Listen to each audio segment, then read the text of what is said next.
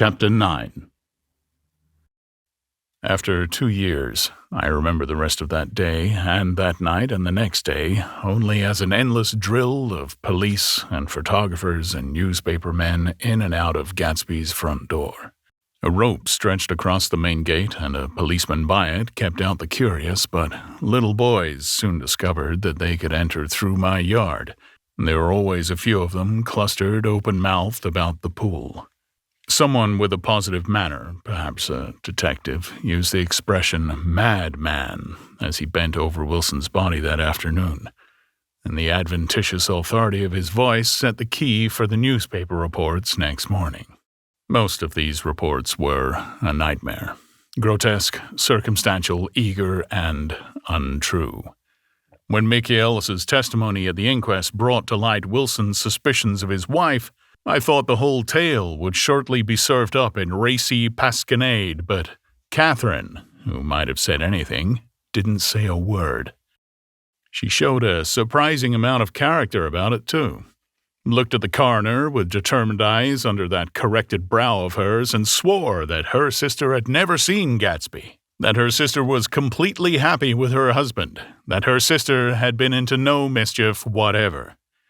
She convinced herself of it, and cried into her handkerchief as if the very suggestion was more than she could endure. So, Wilson was reduced to a man deranged by grief in order that the case might remain in its simplest form, and it rested there. But all this part of it seemed remote and unessential. I found myself on Gatsby's side and alone. From the moment I telephoned news of the catastrophe to West Egg Village, every surmise about him and every practical question was referred to me. At first I was surprised and confused. Then, as he lay in his house and didn't move or breathe or speak hour upon hour, it grew upon me that I was responsible because no one else was interested. Interested, I mean, with that intense personal interest, which everyone has some vague right at the end. I called up Daisy half an hour after we found him, called her instinctively and without hesitation, but she and Tom had gone away early that afternoon and taken baggage with them. Left no address? No. Say when they'd be back? No. Any idea where they are, how I could reach them? I don't know. Can't say. I wanted to get somebody for him. I wanted to go into the room where he lay and reassure him, "I'll get somebody for you, Gatsby. Don't worry. Just trust me, and I'll get somebody for you." Mayor Wolfsheim's name wasn't in the phone book. The butler gave me his office address on Broadway, and I called information, but by the time I had the number, it was long after 5, and no one answered the phone. "Will you ring again?" "I've rung 3 times. "It's very important." "Sorry, I'm afraid no one's there." I went back to the drawing room and thought for an instant that they were chance visitors, all these official people who suddenly filled it. But though they drew back the sheet and looked at Gatsby with shocked eyes, his protest continued in my brain. "Look here, old sport. You gotta get somebody for me. You gotta try hard. I can't go through this alone." Somebody started to ask me questions, but I broke away, and going upstairs looked hastily through the unlocked parts of his desk. He never told me definitely that his parents were dead, but there was nothing. Only the picture of Dan Cody, a token of forgotten violence, staring down from the wall.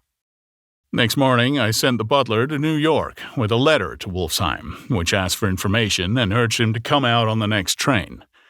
That request seemed superfluous when I wrote it. I was sure he'd start when he saw the newspapers, just as I was sure there would be a wire from Daisy before noon, but neither a wire nor Mr. Wolfsheim arrived. No one arrived, except more police and photographers and newspapermen. When the butler brought back Wolfsheim's answer, I began to have a feeling of defiance, of scornful solidarity between Gatsby and me against them all. "Dear Mr. Carraway, this has been one of the most terrible shocks of my life to me. I can hardly believe that it is true at all. Such a mad act as that man did should make us all think. I cannot come down now as I am tied up in some very important business and cannot get mixed up in this thing now. If there is anything I can do a little later, let me know in a letter by Edgar. I hardly know where I am when I hear about a thing like this and am completely knocked down and out. Yours truly, Maya Wolfsheim. And then a hasty addenda beneath. Let me know about the funeral, etc. Do not know his family at all. When the phone rang that afternoon and long distance said Chicago was calling, I thought this would be Daisy at last, but the connection came through as a man's voice, very thin and far away. This is Slagle speaking. Yes? The name was unfamiliar. Hell of a note, isn't it? Get my wire? There haven't been any wires, Young Park's in trouble. he said rapidly. They picked him up when he handed the bonds over the counter. They got a circular from New York giving him the numbers just 5 minutes before. What do you know about that, huh? You never can tell in these hick towns. Hello, I interrupted breathlessly. Look here, this isn't Mr. Gatsby. Mr. Gatsby's dead. There was a long silence on the other end of the wire, followed by an exclamation, and then a quick squawk as the connection was broken. I think it was on the third day that a telegram signed Henry C. Gatz arrived from a town in Minnesota. It said only that the sender was leaving immediately and postponed the funeral until he came. It was Gatsby's father, a solemn old man, very helpless and dismayed, bundled up in a long, cheap ulster against the warm September day. His eyes leaked continuously with excitement, and when I took the bag and umbrella from his hands, he began to pull so incessantly at his sparse gray beard that I had difficulty in getting off his coat. He was on the point of collapse, so I took him into the music room and made him sit down while I sent for something to eat. But he wouldn't eat, and the glass of milk spilled from his trembling hand. I saw it in the Chicago newspaper, he said. It was all in the Chicago newspaper. I started right away. I didn't know how to reach you. His eyes, seeing nothing, moved ceaselessly about the room. It was a madman, he said. He must have been mad. Wouldn't you like some coffee? I urged him. I don't want anything. I'm all right now, Mr. Caraway. Well, I'm all right now. Where have they got Jimmy? I took him into the drawing room where his son lay and left him there. Some little boys had come up on the steps and were looking into the hall. When I told them who had arrived, they went reluctantly away. After a little while, Mr. Gatz opened the door and came out, his mouth ajar, his face flushed slightly, his eyes leaking isolated and unpunctual tears. He had reached an age where death no longer has the quality of ghastly surprise, and when he looked about him now for the first time and saw the height and splendor of the hall and the great rooms opening out from it into other rooms, his grief began to be mixed with an awed pride. I helped him to a bedroom upstairs. While he took off his coat and vest, I told him that all arrangements had been deferred until he came. I didn't know what you'd want, Mr. Gatsby. Gatz is my name. Mr. Gatz, I thought you might want to take the body west. He shook his head. Jimmy always liked it better down east. He rose up to his position in the east. Were you a friend of my boys, Mr. We were close friends. I had a big future before him, you know. He was only a young man, but he had a lot of brain power here. He touched his head impressively, and I nodded. If he'd have lived, he'd have been a great man. A man like James J. Hill. He'd have helped build up the country. He fumbled at the embroidered coverlet, trying to take it from the bed, and lay down stiffly, was instantly asleep. That night, an obviously frightened person called up and demanded to know who I was before he would give his name. This is Mr. Caraway, I said. Oh. He sounded relieved. This is Clipspringer. I was relieved too, for that seemed to promise another friend at Gatsby's grave. I didn't want it to be in the papers and draw a sightseeing crowd, so I'd been calling up a few people myself. They were hard to find. The funeral's tomorrow, I said, 3 o'clock, here at the house. I wish you'd tell anybody who'd be interested. Oh, I will. He broke out hastily. Of course, I'm not likely to see anybody, but if I do... His tone made me suspicious. Of course, you'll be there yourself. Well, I'll certainly try. What I called up about is... Wait a minute, I interrupted. How about saying you'll come? Well, the fact is, the truth of the matter is that I'm staying with some people up here in Greenwich, and they rather expect me to be with them tomorrow. In fact, there's a sort of a picnic or something. Of course, I'll do my very best to get away. I ejaculated an unrestrained, "Ha!" and he must have heard me, for he went on nervously. Oh, what I called up about was a pair of shoes I left there. I wonder if it'd be too much trouble to have the butler send them on. You see, they're tennis shoes, and I'm sort of helpless without them. My address is care of B.F. I didn't hear the rest of the name because I hung up the receiver. After that, I felt a certain shame for Gatsby. One gentleman to whom I telephoned implied that he had got what he deserved. However, that was my fault, for he was one of those who used to sneer most bitterly at Gatsby on the courage of Gatsby's liquor, and I should have known better than to call him. The morning of the funeral, I went up to New York to see Mayor Wolfsheim. I couldn't seem to reach him any other way.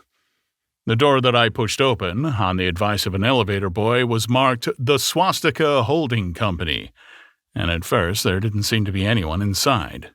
But when I'd shouted, "Hello?" several times in vain, an argument broke out behind a partition, and presently a lovely Jewess appeared at an interior door and scrutinized me with black, hostile eyes. Nobody's in, she said. Mr. Wolfsheim's gone to Chicago. The first part of this was obviously untrue, for someone had begun to whistle the rosary tunelessly inside. Please say that Mr. Carraway wants to see him. I can't get him back from Chicago, can I? At this moment, a voice, unmistakably Wolfsheim's, called, "Stella!" from the other side of the door. Leave your name on the desk, she said quickly. I'll give it to him when he gets back. But I know he's there. She took a step toward me and began to slide her hands indignantly up and down her hips. You young men think you can force your way in here at any time, she scolded. We're getting sick and tired of it. When I say he's in Chicago, he's in Chicago. I mentioned Gatsby. Oh. She looked at me over again. Will you just... what was your name? She vanished. In a moment, Mayor Wolfsheim stood solemnly in the doorway, holding out both hands.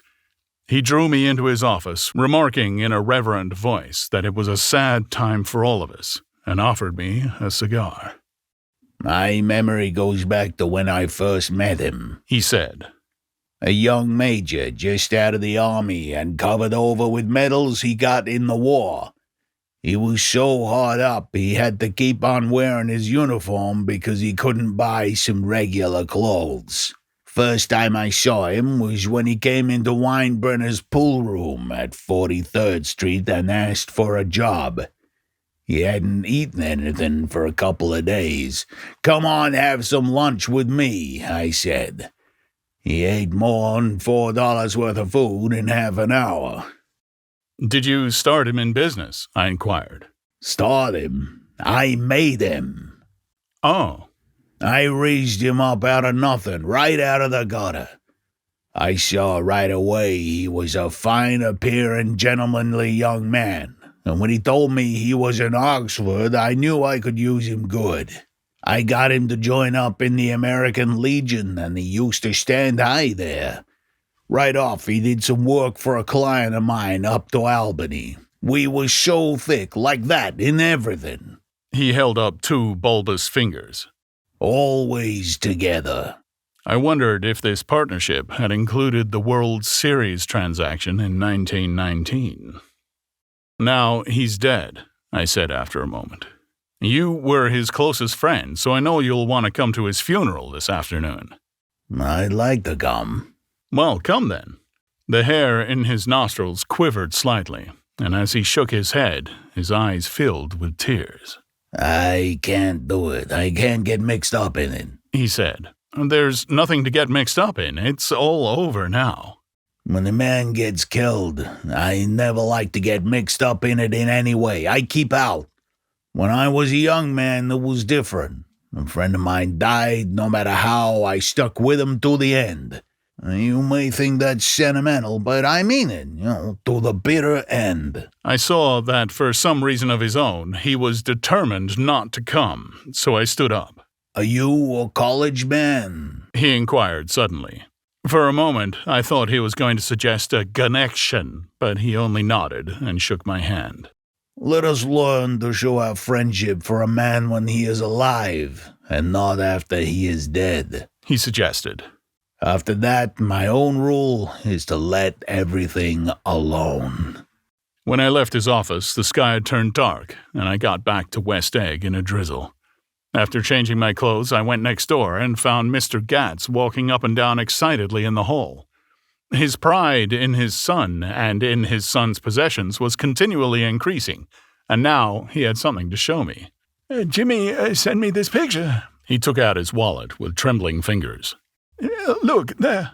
It was a photograph of the house, cracked in the corners and dirty with many hands. He pointed out every detail to me eagerly. Look, there. And then sought admiration from my eyes. He had shown it so often that I think it was more real to him now than the house itself. Jimmy sent it to me. I think it's a very pretty picture. It shows up well. Very well. Had you seen him lately?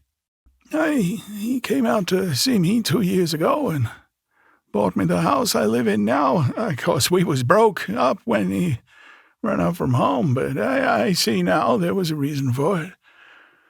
He knew he had a big future in front of him. And ever since he made a success, he was very generous with me. He seemed reluctant to put away the picture, held it for another minute, lingeringly before my eyes. Then he returned the wallet and pulled from his pocket a ragged old copy of a book called Hopalong Cassidy. Look, here, this is a book he had when he was a boy. It just shows you. He opened it at the back cover and turned it around for me to see. On the last flyleaf was printed the word schedule and the date, September 12, 1906. And underneath, rise from bed, 6 a.m., dumbbell exercise and wall scaling, 6:15 to 6:30. Study electricity, etc., 7:15 to 8:15. Work, 8:30 to 4:30 p.m. Baseball and sports, 4:30 to 5 o'clock. Practice elocution, poise, and how to attain it, 5 o'clock to 6 o'clock. Study needed inventions, 7 o'clock to 9 o'clock. General resolves. No wasting time at Shafters or a name indecipherable. Bath every other day. Read one improving book or magazine per week. Save $5, crossed out, $3 per week. Be better to parents. I came across that book by accident, said the old man. It just shows you, don't it? It just shows you. Jimmy was bound to get ahead. He always had some resolves like this or some, Do you notice what he's got about improving his mind? He was always great for that. He told me I ate like a hog once, and I beat him for it. He was reluctant to close the book, reading each item aloud and then looking eagerly at me. I think he rather expected me to copy down the list for my own use. A little before 3, the Lutheran minister arrived from Flushing, and I began to look involuntarily out the windows for other cars. So did Gatsby's father, and as the time passed and the servants came in and stood waiting in the hall, his eyes began to blink anxiously, and he spoke of the rain in a worried, uncertain way. The minister glanced several times at his watch, so I took him aside and asked him to wait for half an hour, but it wasn't any use. Nobody came. About 5 o'clock, our procession of 3 cars reached the cemetery and stopped in a thick drizzle beside the gate. First, a motor hearse, horribly black and wet. Then Mr. Gatz and the minister and me in the limousine. And a little later, 4 or 5 servants and the postman from West Egg in Gatsby's station wagon, all wet to the skin. As we started through the gate into the cemetery, I heard a car stop, and then the sound of someone splashing after us over the soggy ground.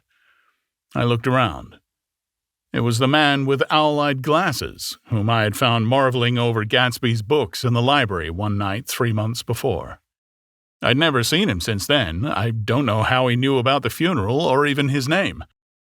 The rain poured down his thick glasses, and he took them off and wiped them to see the protective canvas unrolled from Gatsby's grave.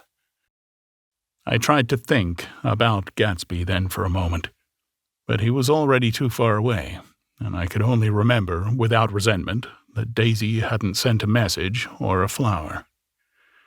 Dimly, I heard someone murmur, "Blessed are the dead that the rain falls on," and then the owl-eyed man said, Well, amen to that. in a brave voice. We straggled down quickly through the rain to the cars. Owl Eyes spoke to me by the gate. I couldn't get to the house. He remarked. Neither could anybody else. Go on. He started. Why, my God, they used to go there by the hundreds. He took off his glasses and wiped them again, outside and in. The poor son of a bitch, he said. One of my most vivid memories is of coming back west from prep school and later from college at Christmas time. Those who went farther than Chicago would gather in the old dim Union Station at 6 o'clock of a December evening with a few Chicago friends, already caught up into their own holiday gaieties, to bid them a hasty goodbye. I remember the fur coats of the girls returning from Miss This or That's, and the chatter of frozen breath, and the hands waving overhead as we caught sight of old acquaintances, and the matching of invitations. Are you going to the Ordways, the Herseys, the Schultzes? And the long green tickets clasped tight in our gloved hands.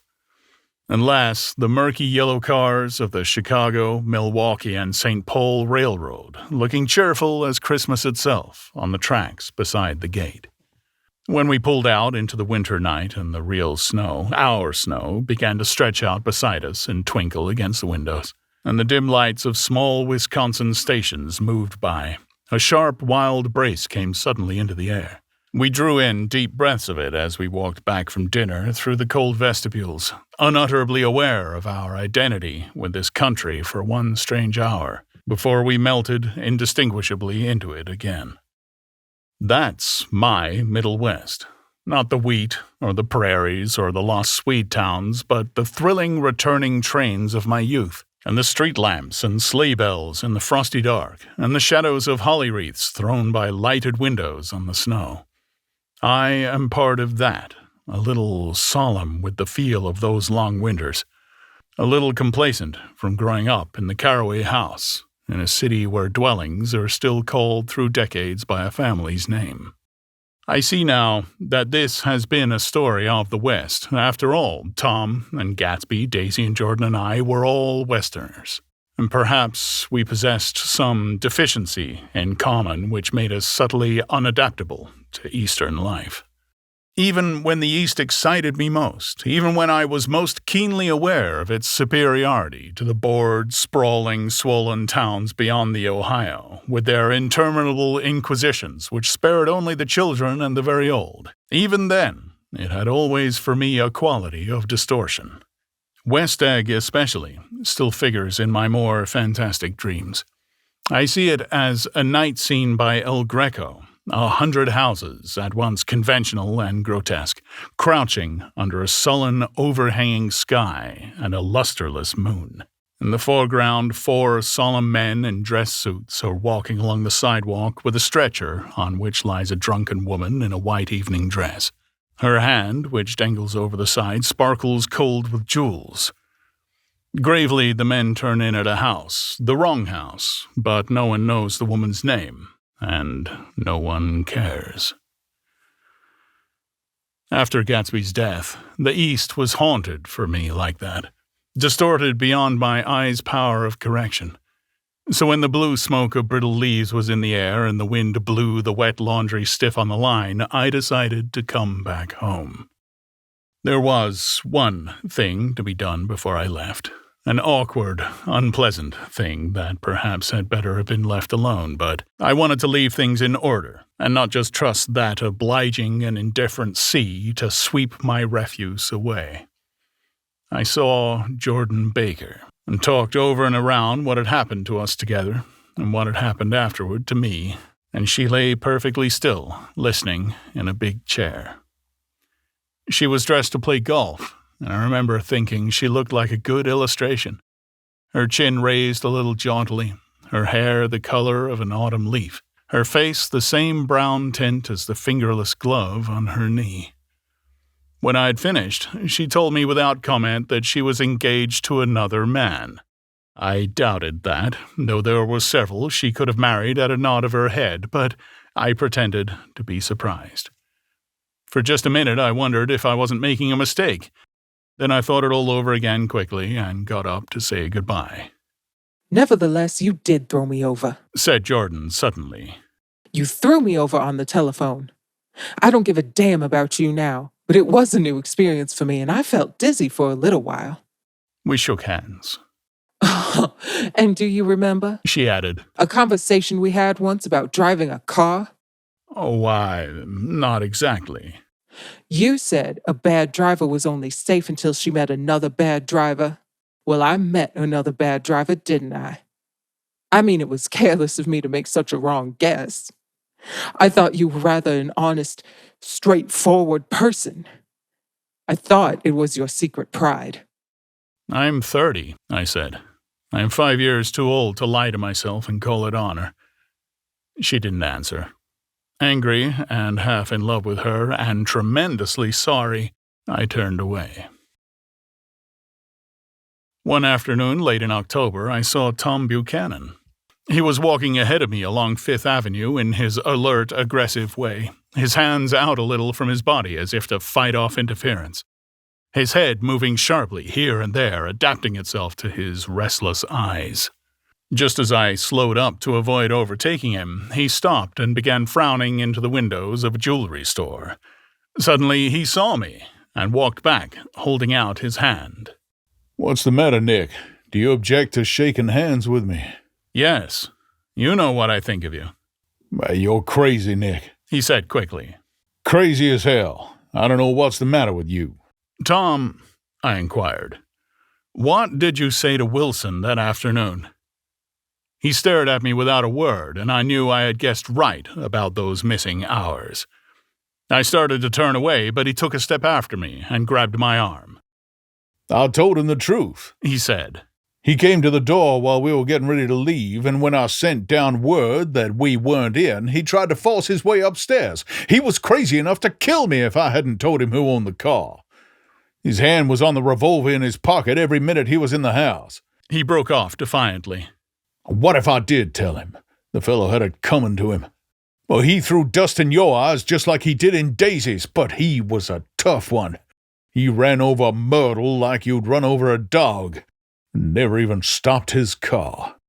There was nothing I could say, except the one unutterable fact that it wasn't true. "And if you think I didn't have my share of suffering, look here. When I went to give up that flat and saw that damn box of dog biscuits sitting there on the sideboard, I sat down and cried like a baby. By God, it was awful." I couldn't forgive him or like him, but I saw that what he had done was, to him, entirely justified. It was all very careless and confused. They were careless people, Tom and Daisy. They smashed up things and creatures and then retreated back into their money or their vast carelessness or whatever it was that kept them together, and let other people clean up the mess they had made. I shook hands with him. It seemed silly not to, for I felt suddenly as though I were talking to a child. Then he went into the jewelry store to buy a pearl necklace or perhaps only a pair of cuff buttons, rid of my provincial squeamishness forever. Gatsby's house was still empty when I left. The grass on his lawn had grown as long as mine.